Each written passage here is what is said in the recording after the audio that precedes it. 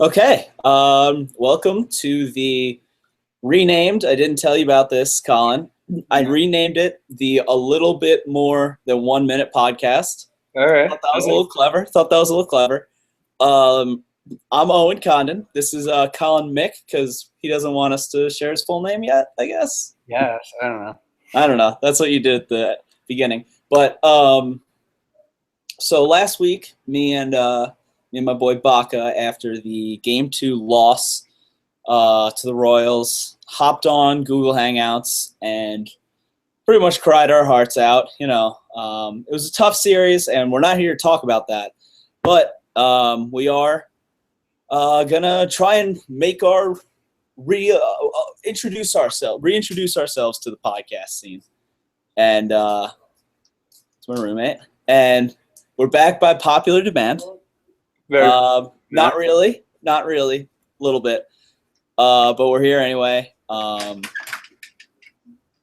guess I want to say I'm the host, but I don't think anybody ever elected me host. I think you are host. I mean, I'm gonna play host. Well, let me introduce you to Colin. He is our Yankees writer. But the last Yankees blog you wrote, I believe, was the free agency preview last season. Yeah, it was a good blog. It was a really good blog. It stood for, I guess, 365 days now. Yeah, it's a good. It's an all timer. It's an all timer, I guess. I'll jump back into it. Well, this is my formal introduction to the blog world. Exactly. All right. Well, I guess what we're gonna do this podcast is we're gonna do all the off-season stuff. So we're gonna start out, gonna hit the MLB off-season awards. Then we're gonna do a free agency preview for the Mets, the Yankees, and I guess a little overall. I'm gonna look forward to 2016, and we're gonna do a few little challenges or little games with Colin. So it's going to be fun. I actually think it's going to be fun. I prepared and everything. This is the most prepared. I said to Colin before the show, this is the most prepared I've ever been before a show. Who knows? I have a whole set and everything. I don't know. Look good, feel good. The Cubs hat on? Yeah, you got the Cubs hat on. Wait, hold on. But I got a Mets cup. Mets cup right here too. There we go. Drinking the same. This isn't whiskey. It's Arizona. It's Arnold Palmer. We have the same iced cup. Tea. Yeah, I think we probably got it at the same game. We went to a game together, right? It's just tap water. All right. Well, I was at the game. Anyway, no, let's not derail 2 minutes in. Let's get right into it. Off-season awards. Let's start out. NL MVP. 3 finalists were announced. It is Paul Goldschmidt from Arizona, Bryce Harper from the Nationals, and Joey Votto from the Reds. Colin, first impressions. Who's your pick? Goldschmidt. You like Goldschmidt too. I love Goldschmidt. Here. And he got the Yankees into the playoffs, I'm pretty sure. He already got them a home field advantage because he beat somebody with a home run. I love Paul Goldschmidt so much. I supported all season they were fake rumors, but all season I supported these fake rumors of a Harvey for Goldschmidt swap. Harvey plus Duda for, I guess, I don't know, Goldschmidt plus whatever to make it work. Paul Goldschmidt is maybe my favorite player in baseball. Really? Yeah, he's so efficient. He's been almost about to be the best player in baseball for 2 years. He came in second in MVP voting 2 years ago. Then he missed 60 games in 2014. But I have it here. In 2013, or 2013, he had 36 home runs and 125 RBIs. This year he batted .321, 33 home runs, 110 RBIs. The dude is a monster. In any other year, he would probably win. But what Bryce Harper did was just legendary. The only reason he's not winning, or not, the only reason he wouldn't win is because the Nationals got so much bad press this year. Yeah, I mean, Bryce Harper he's good, but I feel like they tend to give it to a guy who's sort of more of a leader. He doesn't seem like a leader. That Papelbon thing was messy. I think it does change the perception of Bryce Harper a little bit. Like, if you want your MVP to really hold the team together, and he definitely didn't hold the team together, then – but at the same time, Goldschmidt, the Diamondbacks just sucked. Like, he couldn't really do any more. Right. But that's where I was going to talk about the two snubs, I guess, for the finalists. And that is Yoenis Cespedes and Andrew McCutchen.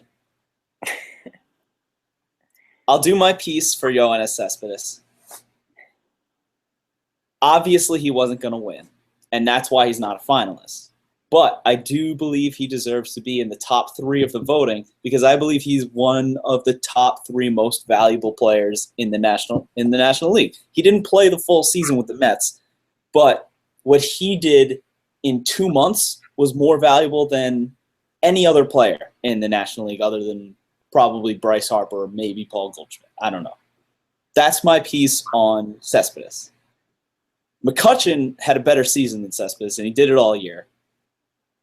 But he's almost getting like the treatment where because he's so good every year, he's not winning the MVP because he's not batting 400 now instead of 350.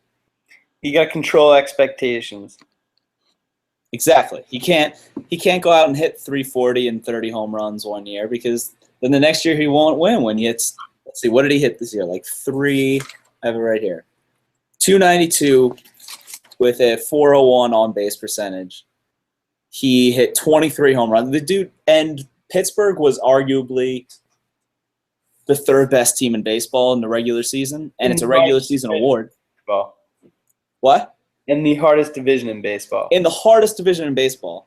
Yeah, they were probably the 3rd, maybe the 3rd, arguably the 3rd best team in baseball.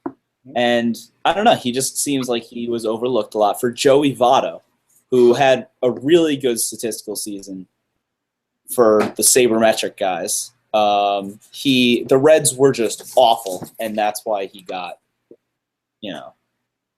swept under the rug a little bit. But, yeah, Votto, I don't know, he had a solid season, 314, 29 home runs, 80 RBIs, 143 walks, which is bananas. That's a lot of walks. Yeah.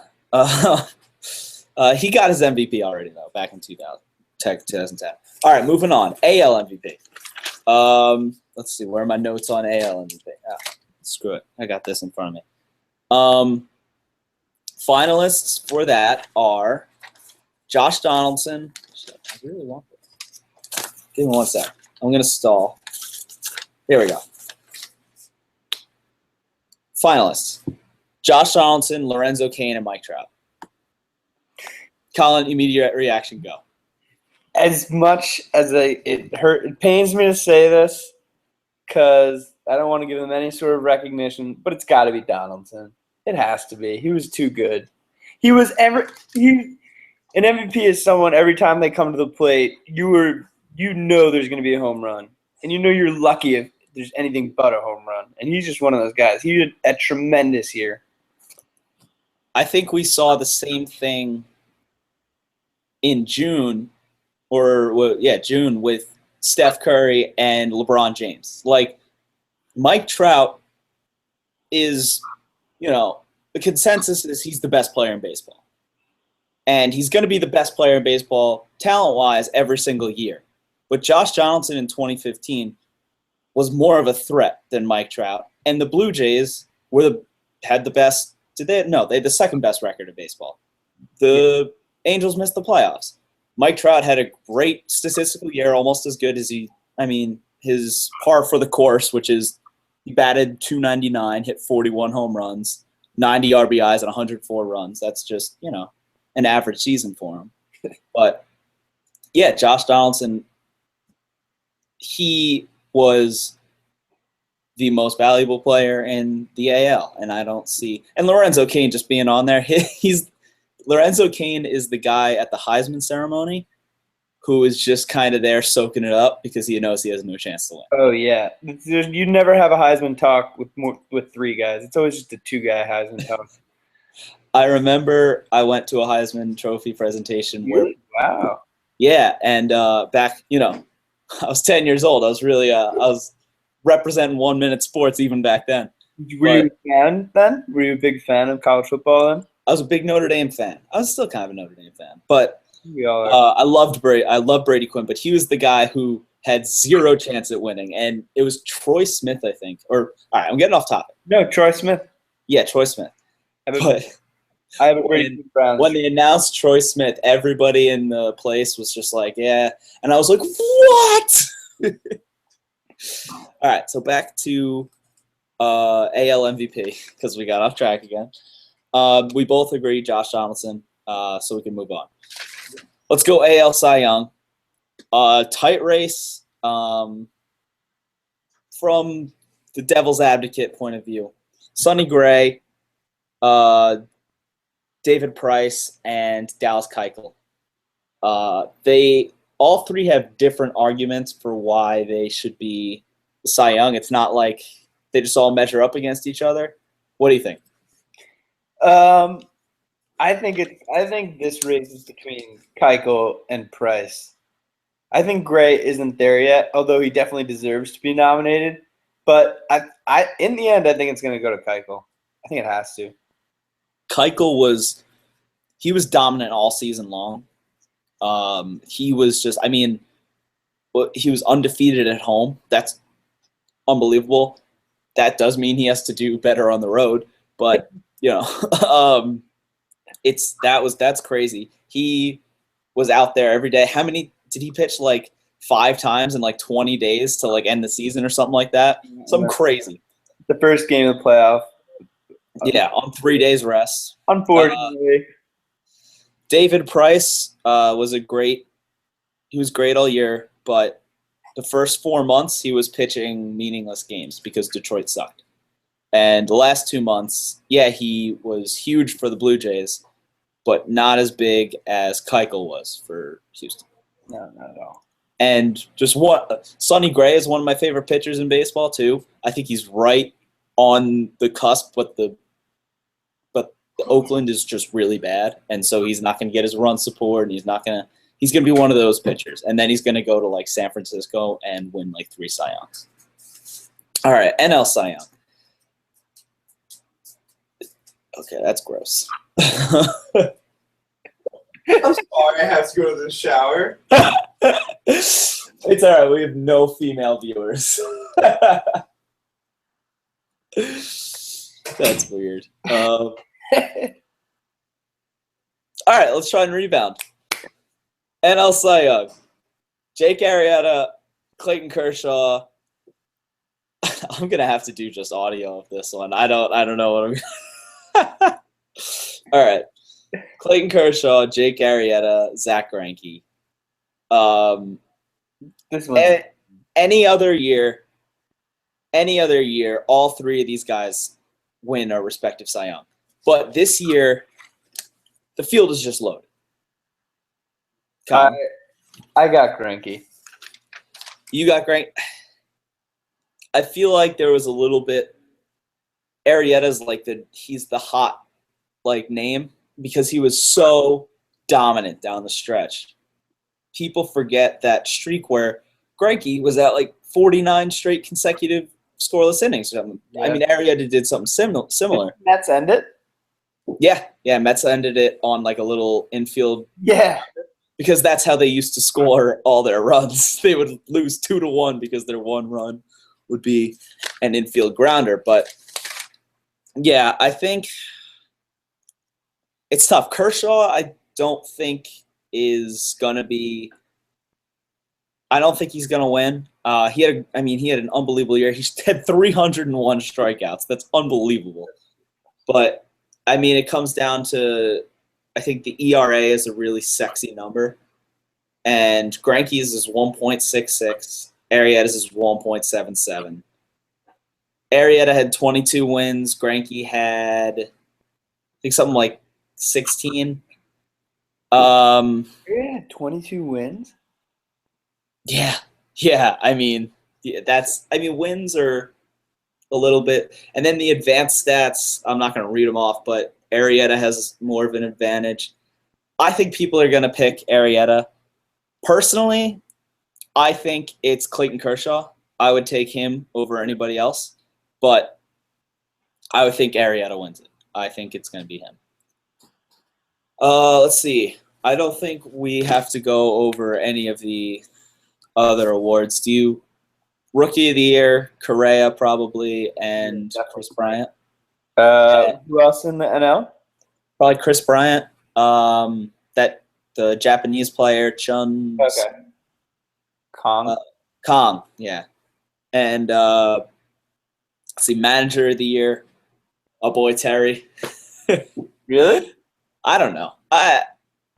Do I think he's the Manager of the Year? No, because making manager moves, he's not the Manager of the Year. But the way he makes that, the way he keeps that team together, that's where he gets his money. But I think Joe Madden's gonna get it. I think they love Joe Madden. What do you think? Cubs is ridiculous this year. Nobody expected them to be as good as they were this year. No. Cubs, rocking the Cubs. Yeah, I'm rocking the Rangers for some reason. Yeah, they won tonight. Yeah, whatever. They're the best team in the East. Maybe the best team in the NHL.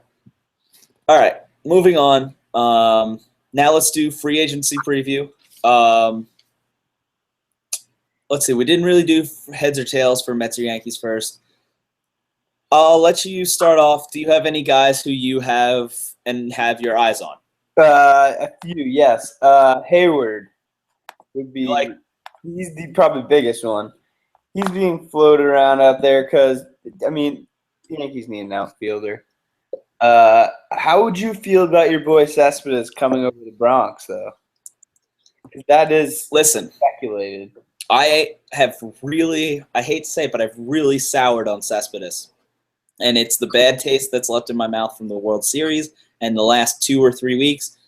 I don't know if the Mets need another guy on the team like Lucas Duda or these guys, or Travis d'Arnaud, these guys who get hot, really hot, and then they get really, really cold. I think the Mets do need a guy who's a little bit more consistent. I think, obviously, you go after Cespedes because he is a crazy talent, but you don't give him a huge sum of money. You don't give him $180 million. The Yankees can do that. The Mets can't do that. I know, Steve likes to say, oh, there's no salary cap in baseball. For the Mets, there's a salary cap. It's just the way it is. For the Mets, there's a salary cap. And so sometimes, I don't know, you have to settle for something less. That's something less. There's a couple options, I guess. You look at Dexter Fowler from Colorado, Colby Rasmus from Houston. Dexter Fowler's on the Cubs. What did I say? Colorado? Yeah. I remember when he was on. Oh, fuck. He was on Colorado. Yeah, he's on the Cubs. He was on the Cubs this year. Damn it! How did I? He played like 7 years in Colorado though. Yeah, Colby Rasmus.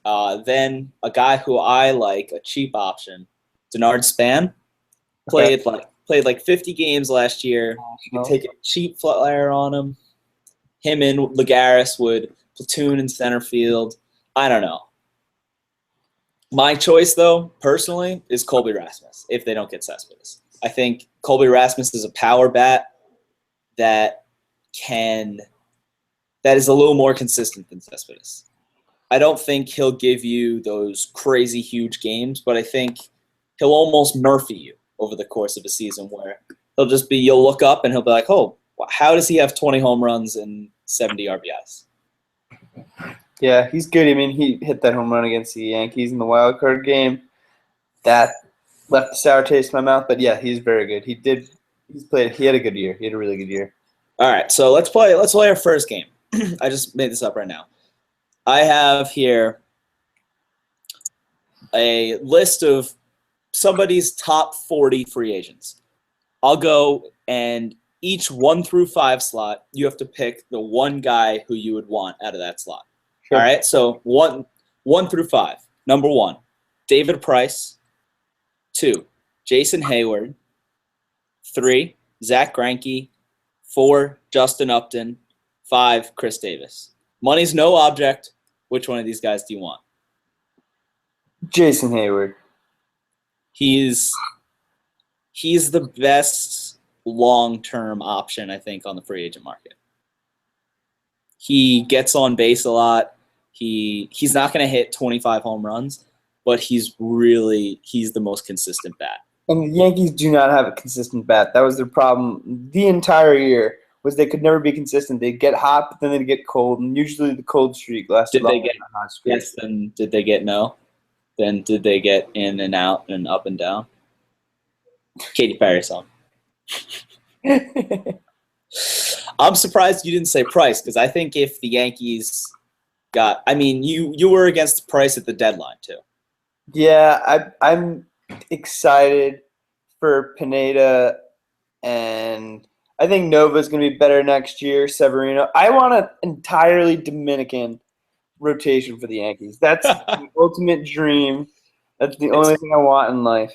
No, it's great because that really sets up a rivalry between the Mets and the Yankees, because it really turns it into America versus the rest of the world, or just America versus the Dominican Republic. How else can we round that out? We got Nova, Severino, Pineda.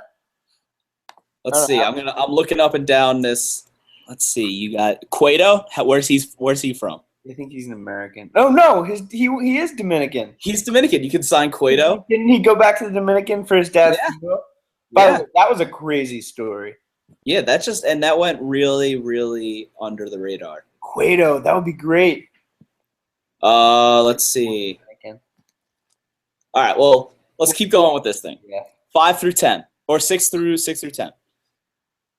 Jordan Zimmerman, Yoenis Cespedes, Alex Gordon, Johnny Cueto, Jeff Samardzija. Definitely not Samardzija. I don't like Samardzija. But I feel like after last year, you get Samardzija for cheap. I'm gonna go Alex Gordon though. Corner outfielder, I like it. He's one of those Royals who they're just clones of each other, and so yeah, you're just buying a Royal. That's what you're doing. You're buying a piece of the Royals. It's like buying shares of the Royals. He's ridiculously good at defense. And I take Yoenis Cespedes out of those 5. Of course you do. 11 through 15. Ian Desmond, Matt Wieters, Mike Leake, Ben Zobrist, Daniel Murphy. Matt Wieters. Who's your catcher now, McCann? Yeah. Yeah, you can't wait to get him out. McCann's contract off the book. But they can't trade McCann. I feel like they won't, at least. Not Murphy? Who do you have at second base? The Yankees are going to probably go Zobrist, but I don't want Murphy. I think everybody's going after Zobrist. I mean, Zobrist. Yeah, Yankees should have got him at the deadline and then just kept him. Everybody should have gotten him at the deadline. All right, 16 through 20. Giovanni Gallardo. Shit, I just went dark. The lights went out in your house. They did. My housemates turned off the power. They do that sometimes when they drink. I think they started drinking. So, all right, 16 through 20. Giovanni Gallardo, Wai-Yin Chen, Howie Kendrick, Dexter Fowler, Scott Kazmir. Wai-Yin Chen. Scott Kazmir, former Mets top prospect, got traded away for Victor Zambrano. Just LOL Mets. All right, and I guess we'll do because after these 5, it gets really okay. Hisashi Iwakuma from Mariners, Colby Rasmus, Denard Span, David Freese, Marco Estrada. Colby Rasmus. Okay. All right. Okay. So now we're going to look forward to 2016 pre-free agency. So not thinking about what moves the teams might make. Knowing the Cubs are probably going to go after a pitcher, the Mets are going to go after a hitter. So you know what they're probably going to go for, but you don't know who they're going to get. So right now, who would you put your money on to win the World Series next year? If you had $100,000, had to bet the house on it, bet the mortgage. The Cubs. You trust your Cubbies? Yeah, they're my adopted NL team, and they were right on the cusp last year. They were in the NLCS. They met a hard Mets team. They get Price. I'm speculating that they get Price. They're unstoppable. You get All right. Price, Arrieta, and Lester. That'd be crazy. That would be if they get a high-end pitcher like they got Lester last year. I think Lester's going to settle down in Chicago after that first year, especially if him and Arrieta, and they can make a big three that will rival the Mets' big three. Mets' big 3.5 with Mets. That's going to be great. I just don't know. Here, let's do this. And in front of me, I have the Vegas Insider odds to win the pennants next year and the World Series. So I'm going to go first through the National League pennant. Guess who each one is. Okay. Well, hold on. The favorite in the National League is at 7-2. Who is it? Cardinals. No. Really? No. Cardinals are 6th. 6th, really? Yep. I guess Hayward meant a lot to them. You want to guess another one? Yeah. The Cubs. Cubs are 2nd. 9-2. Number 1 is the Los Angeles Dodgers. Really? Even though Zach Greinke's a free agent, and that they're going to have a new manager. Do they have a manager yet? I think Do they you know? do, but I don't know who it is. I forget at least. Yeah, Dodgers at 1, Chicago at 2, tied for 2 with 2 other teams. Who are those 2 other teams? Pirates. Pirates are 4th at 6-1. Are Mets one of them? The Mets are one of them. Oh, okay. I don't know. Who's the other one? The other one is the Nationals at 9-2. Oh, really? The Nationals are still a talented team. Scherzer threw 2 no-hitters this year, and people just I are. don't know if Yeah. Dusty Baker is the answer, though. But the manager really, I mean, as long as it's not Matt Williams, I mean, they're going to be. The Mets aren't going to roll through. The Mets aren't going to roll through the NL East next year. The Nationals are going to put up a fight. So I don't know if 9-2 for the pennant maybe.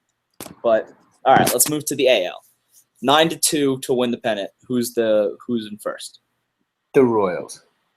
Nope. Royals are 6th. Really? Yes. The Astros. Nope. Astros are 2nd. Tied for 2nd. Jeez. Blue Jays are number 1, 9-2. Ugh. 2nd place, Astros and 1 other team, 6-1. I don't know. The Texas Rangers. Really? That one surprised me a little bit. That one surprised me. Wings They are do have Cole Hamels back for next season for a full season. Prince Fielder was unbelievable this year. I mean, you got to expect that he's gonna do that. Maybe not the year he had this year, but definitely Prince Fielder's back. So I don't know, to win the pennant. The AL West isn't that. It's competitive, but it's not super strong. So I don't know. Number 4 at 8-1.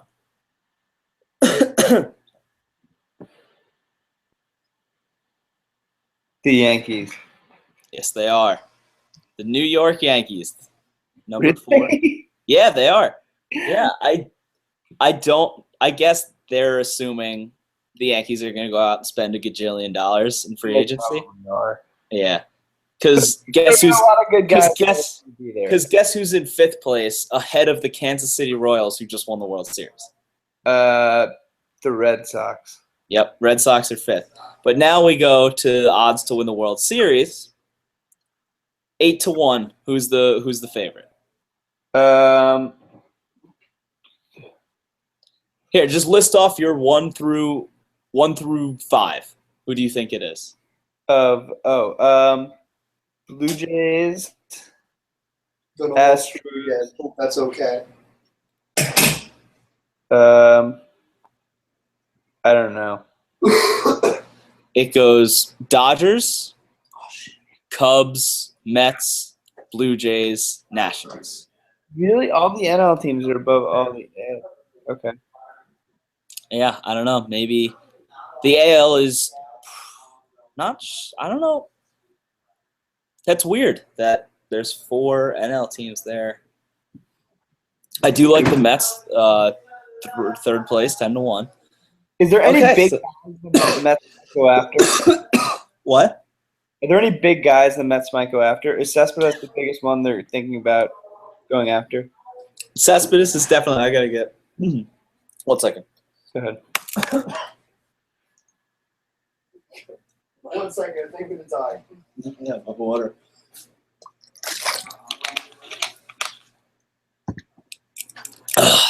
Sorry, I felt like I was choking there. All right. Yes, Cespedes is the biggest. I mean, there's no other huge contract out there. I said this in my blog. Just because the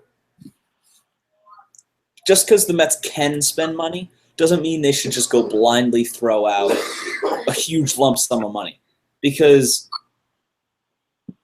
they gave Jason Bay $66 million just because they could.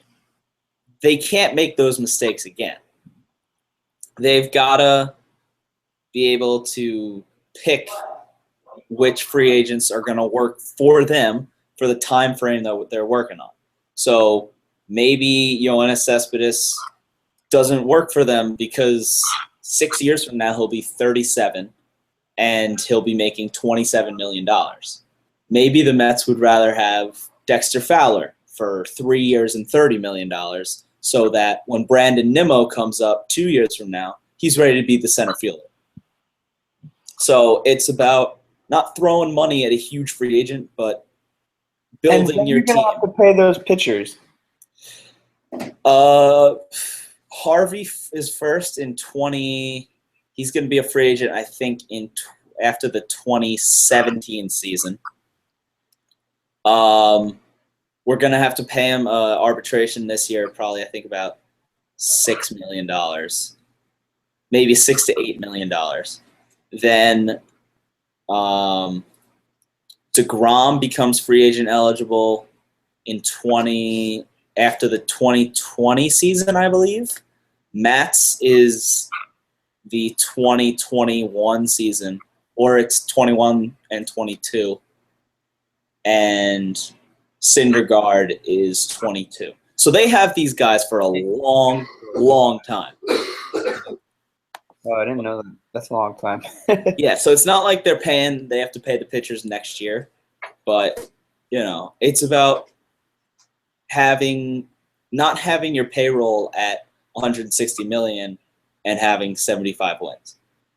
They won 90 games this year they finished the season at $120 million in payroll. They started it at under $100 million. That means they added $25 million in payroll over the course of the season.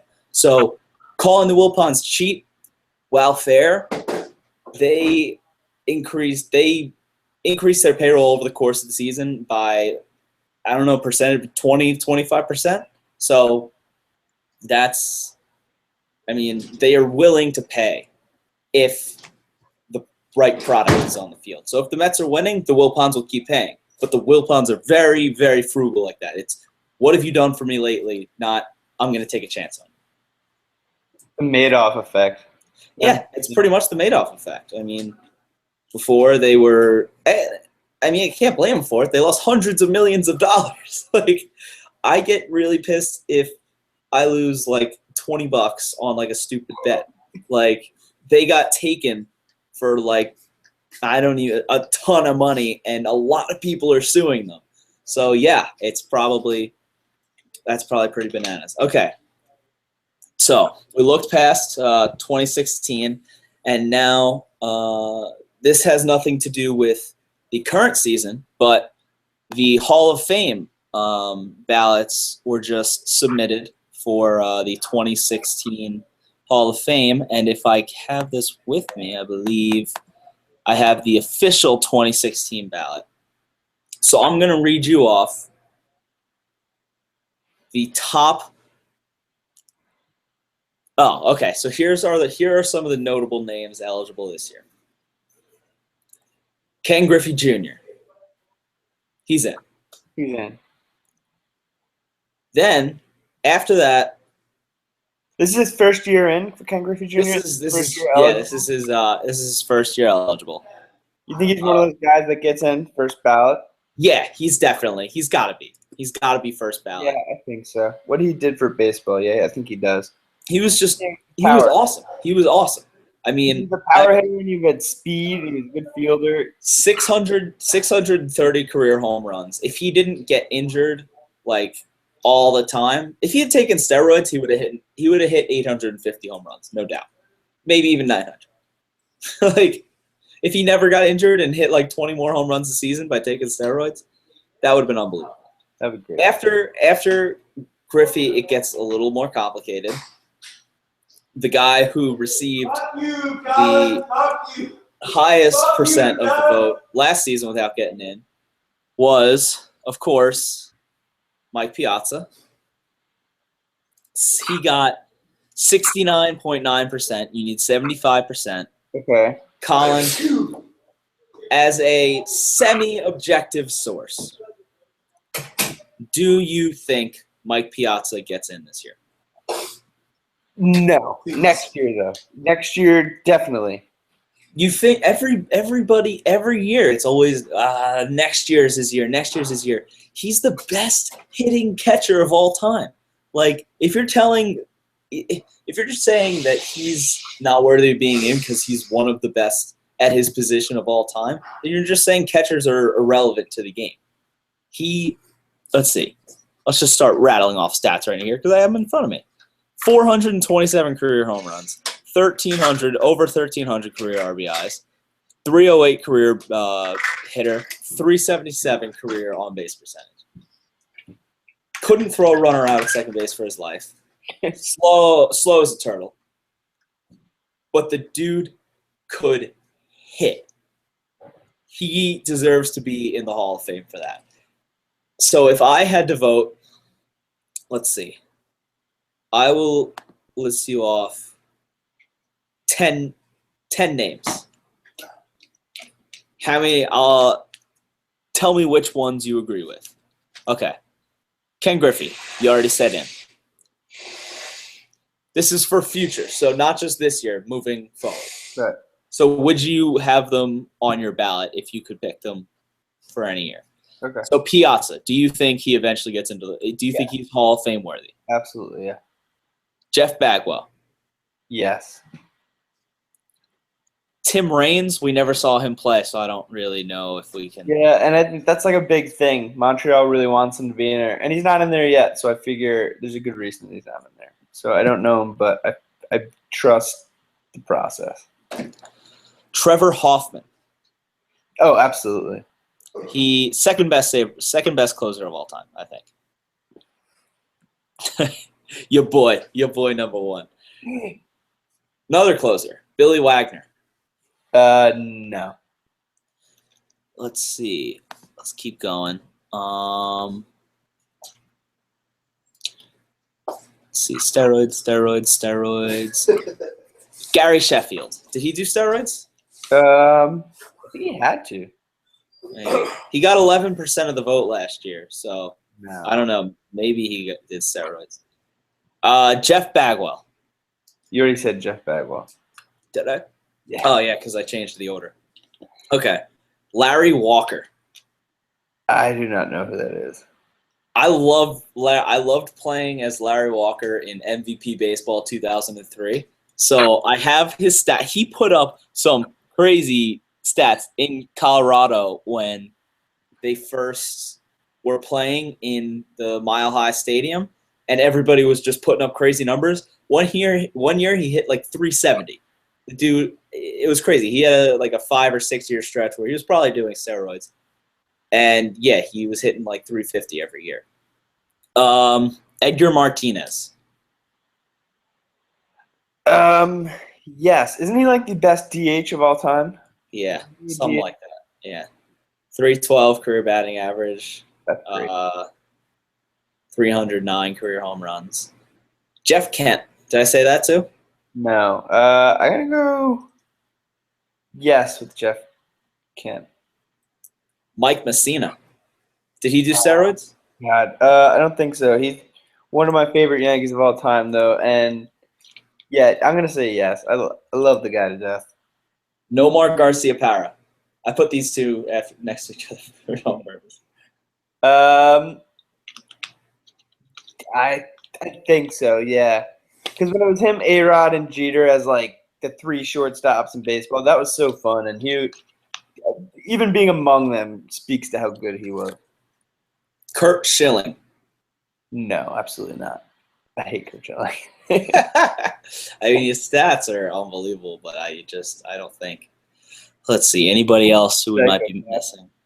I have no idea who Lee Smith is. I don't know. Alan Trammell. It's his last time on the ballot, so he might. So no for him. Let's see. There's Jim Edmonds, but he's not going to get. Edmonds, I remember him. I love Jim Edmonds. Great player. I love going down the Hall of Fame ballot because there's so many players. Like Luis Castillo is on the Hall of Fame ballot. This is unbelievable. Jason Kendall. Brad Ausmus. Like really? These guys are Hall of Fame. Brad Ausmus on. Like, are people really going to vote for these guys to? No. Well, I think that's about it, unless you think that Mike Hampton, Mike Lowell, or Troy Gloss is Hall of Fame. Oh, Troy Gloss would be excellent. That would be great. He had like 1 or 2 great seasons in Los Angeles, or they were Anaheim then for the Angels. Yeah. And yeah, he was a beast.